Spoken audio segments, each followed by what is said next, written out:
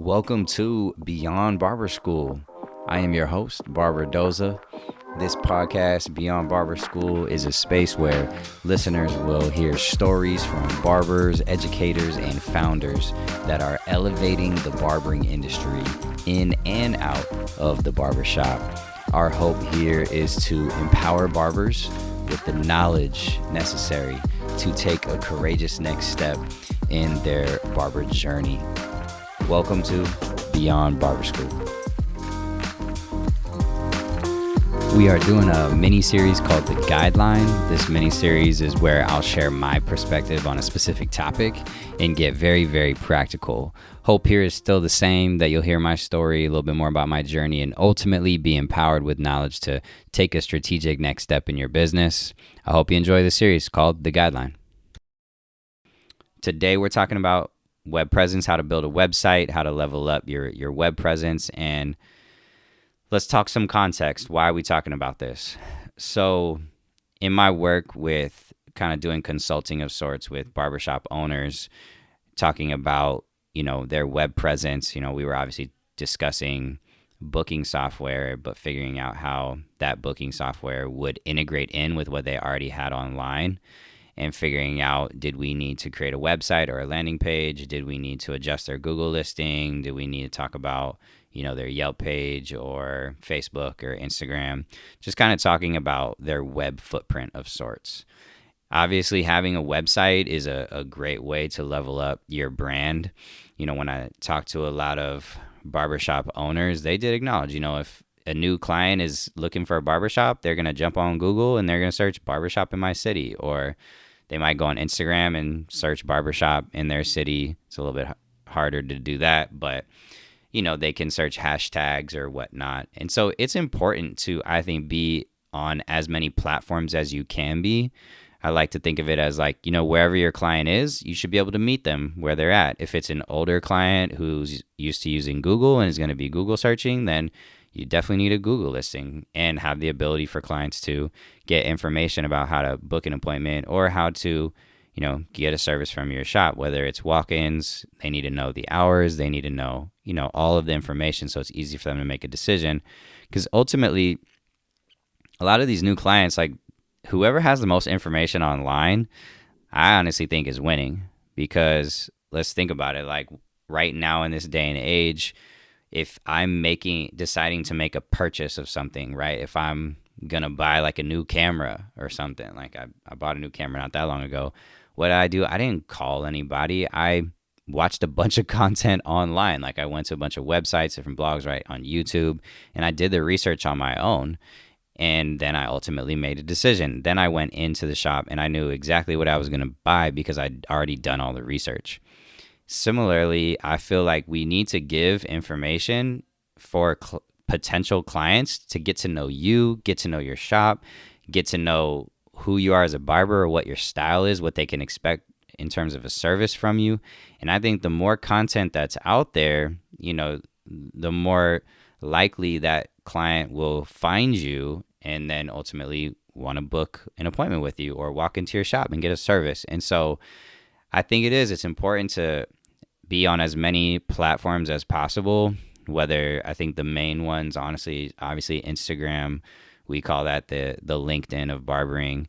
So make sure you have it, up-to-date Instagram, you updated your portfolio, your Instagram feed, just to kind of give a feel for who you are, what you're about, and the type of services you offer that's diverse enough to show that you don't just cut, one type of hair, but that you have a diverse skill set to be able to cut, lots of different hair textures, hair types, etc. Another one's to have a website. You have Instagram, you have your website. Having a website, again, is where, and that's going to be the main focus of this conversation, is just a huge way to level up. And so Instagram, website, Facebook, there's maybe arguments of, is Facebook dead? I'm not sure. I mean, I know Meta, they rebranded to Meta, and still I think it's important to at least have a Facebook page, whether you're posting a lot of content there or not. Like, I think it's still important to have a page there just in case someone does search for you on Facebook. I know Facebook is still pretty popular in some pockets, in some certain communities still. I know internationally, like, Facebook is still really popular. When I lived in Europe, most people were communicating with each other off of Facebook Messenger. And so I still think having a Facebook page is important. Having a Yelp page, I think that's still important. Yelp, they'll honestly like create a page for you, whether you've claimed it or not. And people can still, I think, leave reviews even on an unclaimed page. And so there's different, obviously, opinions on that with Yelp and how they do their logarithms and whatnot. But I do think it's important to at least still have a Yelp page. I know there's one barbershop owner that runs a successful, shop. And he talked about Yelp being one of the biggest generators of new clients for him because he had such high client reviews on Yelp that, people still will go, to his shop because of what they found on Yelp. So Instagram, website, Yelp, Facebook, and that Google listing. Creating an official Google listing, I think, is crucial. That's obviously where those Google reviews will live. You can obviously link your website. It links with Google Maps. Like, it's really powerful to be on Google. Obviously, it's, biggest web searching engine in the world. So let's talk specifically, though, about building a website. That's the focus here. So I'm going to kind of break it down for you. I've obviously have my own website. I actually just relaunched it recently. Shout out to my designer, Mike Miller. He does all my branding and web design. He's amazing. But I want to just walk you through what I've done, what my process was, just so you kind of have an idea of all that it takes to get a website. If you're someone who doesn't know, like, that's totally fine. I talked to a lot of shop owners that they weren't sure what a web domain was or how to purchase a domain or, how do you go build a website? Like, what is that even process like? So I hope this is going to be helpful for you so that you're able to take a next step today after listening to this episode. So let's start. First things first, you got to brainstorm a web domain name. So a web domain name for me, like, my website is barberdoza.com. So what you do to check to see if it's even available is because there's if someone wanted to have barberdoza.com, like, unfortunately they can't because I own that domain and no one else can have it. So depending on the uniqueness of your name, it might already be taken. So that's why you got to go to like a domain search engine. The one that I use is a website called hover.com. You could go to like GoDaddy as well, just to search for the availability of a web domain. So depending on your barbershop name or whatever other, maybe not your barbershop name, but just your name, like, if you're wanting a website, you got to go search to see if it's available or not. So do that first. Go to like hover.com is what I recommend. And then just type in, Barberdoza, and then it will tell you which domain options are available. So a domain has the name, right, Barberdoza, and then it has a different ending where it could be barberdoza.com, barberdoza.net, right, barberdoza.org or .edu. So there's different endings that can happen with the domain. And obviously what this is just like a unique address that will, if someone types it in, it will take them directly to obviously your website and not to another one. So if like .com is taken, I mean, you could choose like a .net or like a .org or a .shop. Like, there's different ways to do your ending. But for you, just continue searching for a domain name until you find one that you like. And I would definitely suggest consider making it the same as your Instagram username, just for consistency. And if you've listened to my past episodes about having a business name, then you want to tie all these things together, right? Like, for me, my business name is Barberdoza, my website, barberdoza.com, my Instagram, Barberdoza, on Facebook, it's Barberdoza, so on and so forth. Any Barberdoza is, it's even my email, hello@barberdoza.com. So having that brand consistency across all your platforms, I think, is important. And so when you're selecting a domain name, I'd consider, keeping it the same as your Instagram. And if your Instagram is different, then I would maybe even consider changing your Instagram name so that you have that, uniformity across all platforms, just so that if someone's searching for you on a certain platform, they'll be able to find you as long as they have your name. Once you've found a domain that is available, you found one, for me, barberdoza.com, it was available. You have to purchase your domain. And so there's a few ways that this can go. It's not expensive. I don't think it's expensive at least. It's pretty cheap. For me, what I did was on hover.com. This is not also sponsored by any means, but I went to hover.com and I, just typed in barbadoza.com. It was available, so then I purchased that domain. I think it's an annual payment. I had to pay like $13 or something like that a year for that to be mine. And then every year I would have to pay again, right? It's an annual subscription.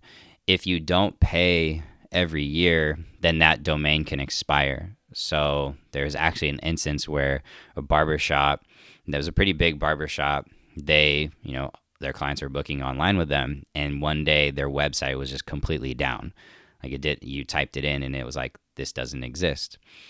And the reason why was because they didn't renew their domain name. They didn't pay for it again. So they needed to just go make the payment, and then their website was live again.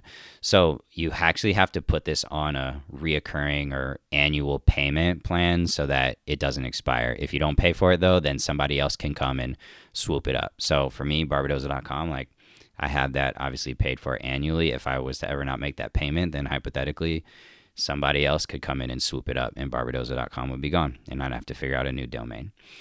So yeah, it should cost somewhere around $15 annually, $13, $14, $15 annually, something like that. So you pay $15, once a year. Another option that you could do would be, I'd say, go through Squarespace. So Squarespace actually has a plan where you can have like a website, but also that includes a domain, like one free domain. And so that's another way that you could have your domain paid for, is depending on your web hosting company that you're going to go through, they might actually include a domain for you. So speaking of websites, so now you have to build your website. So you have your domain, you purchased it, it's yours, barbadoza.com. Now I actually have to build the site. So initially I used a company called ConvertKit. They just make very simple landing pages that was free. I really like the company ConvertKit because they actually have like a built-in email newsletter. So for me, since I had my, barber exam workshop, I had this free study guide. I still have the free study guide. But if someone gave me their email, then I would send them a free study guide. And that was a way for me to build out like my email list. And then I was sending out a newsletter. And so I really liked ConvertKit because it just made sense for what I was doing. I had linked my domain there as barbadoza.com, and then kind of gave some information about my workshops, and then people could get a free guide. And so the features and functions of ConvertKit just made sense for me at that time. Now I actually changed over to Squarespace. And so with Squarespace, you can either pay monthly or you can pay annually. There's a bit of a discount if you choose to pay annually.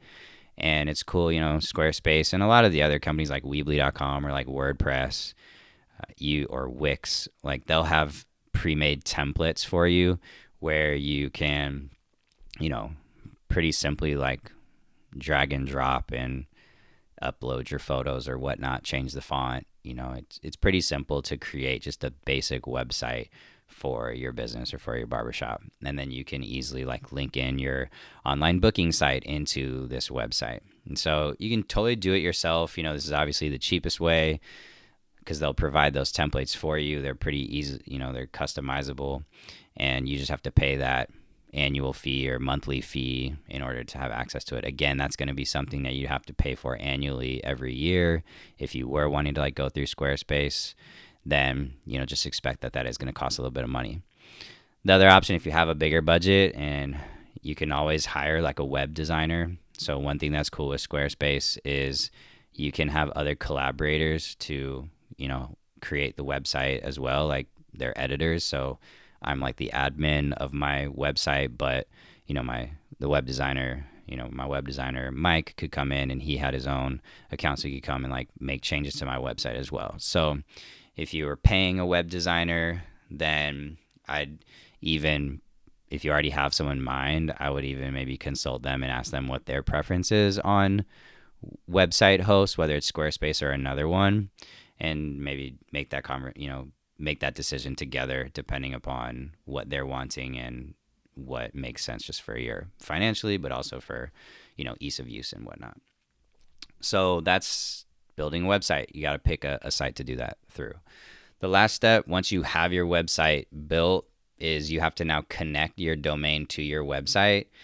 So what this is like the most technical part. I actually had to ask a friend to help me do this. Shout out to my good friend Mason Schroeder. He helped me. Well, one, he helped me set up all my ConvertKit stuff, landing page, and he also helped me just link the domain to my website. What this does is linking the domain is, it's like if it was barbadoza.squarespace.com, that's the domain's obviously not connected, because if someone was to go type in my website, they would have to do barbadoza.squarespace.com. Well, I don't want squarespace.com in my website name. Like, that's annoying. I want it to just be barbadoza.com. And so to do that, I wanted to erase that .squarespace. And to do that, that's how you have to connect your domain to your website. So whatever web hosting site that you have, whether it's Squarespace, ConvertKit, whatever they are, they'll have like a help center or an article that tells you on how to connect your domain into your website so that it's simply just barbadoza.com. That was the most technical part. It shouldn't take too long. You should be able to figure it out with some help from whatever company you have. Now, okay, that's the whole process to go through, right? Brainstorm your name, end up purchasing the domain, figure out what web hosting company you want to go through, and then link your domain to your website. And then boom, you have your website, barbadoza.com. What's really dope and a big benefit here in having a domain and even having a website is it gives you ownership, right? Working with different, booking systems. If your booking system changes, then it won't matter, because at the end of the day, what's on my business card is barbadoza.com. It's not barbadoza. Slash whatever booking system. It's just always barbadoza.com. So no matter what system I'm using, no matter what website hosting I'm using, I was using ConvertKit, but now I'm using Squarespace. Since I own the domain, I can confidently put Barbadoza on my business card, and no matter what website host I have or whatever companies I'm partnering with, it will always be barbadoza.com. And as long as someone types that in, it will take them to the right place. The technical part of that is domain forwarding. So if someone types in your domain, then you can forward them to wherever it is that you want them to go. I talked to some shop owners that were like, man, I'm using, this software company, and I printed it on all my business cards, and it's stickers on my window and my decal, and it's on all our Instagram bios, and it's on my Google listing and everything like that. If you have, a web domain that you've purchased and you've linked it to all the right places, then you actually won't have to do anything. Because if in my Instagram bio is barbadoza.com, then it will always take them to whatever barbadoza.com is. I don't have to change it. My business cards, I don't need to reprint new ones. I don't need to print out new decals, right? It gives you true ownership. And I think it gives you real flexibility depending on as your business grows or changes. It creates a consistency even for your clients to be at the end of the day, always go to barbadoza.com. So I'll say that's kind of the benefit of why I feel like it's important to even have this conversation of ownership and purchasing a domain and owning a domain and all those good things. It's an easy way for you to level up your web presence, simplify things, and bring it under one roof. So yeah, it's kind of the big values I wanted to drive home there. What's the next step for you, right? What's a courageous next step for you to take? Whether that's, just simply go to hover.com and start brainstorming, see what's available. Maybe it's buying a domain. It's $15, there's no risk. Honestly, I've purchased 10 domains because I've had so many different business ideas that I just wanted to make sure I owned the domain just in case I wanted to build out that idea. And so I'd say, it's not huge. It's not a huge risk to end up buying a domain name that you feel like you might want. And if you don't end up using it, then just don't renew it, when the year comes. So think about doing that. Maybe it's time for you to build a website. Maybe you've got the domain and you want to build a website now and you want to do that yourself, or maybe you have the budget and can pay someone to do it for you. Or maybe it's time to, just update all the other types of platforms, right? Get a Google listing that's accurate, with your address, with your shop name. Upload photos to your Google listing. Maybe it's, upgrading your Instagram or putting some more portfolio pictures there. Maybe it's setting up your Yelp, adding some photos there. Maybe it's hiring a photographer to come into your shop and taking some professional photos of you and your team and putting those photos up on all your platforms, just to kind of give some new life to your digital footprint, right? If a client's coming to see, they've never been to your shop before, they're new to town, they see your photos. If it's real nice quality photos, professional, that maybe that's more, unfortunately, that's just the world we live in right now. And so if you have some quality things there that's welcoming and inviting and exciting, then they might be more likely to come through. All right, I've talked for a little bit there. It's a quick hitter, and I hope it was helpful as you guys are thinking about your web presence and leveling up your web presence. As always, if you found some value with this, give me a rate or review, or send it over to a friend who you think might find some benefit from listening to this. Thanks again. I really do appreciate you listening if you even got this far. Again, there's a lot of podcasts that are out there, but for you to spend some time with me, listen to some of the things I have to share, I do really appreciate it. All right, this has been another episode of Beyond Barber School with Barber Doza. All right, we'll see you next time. Take care.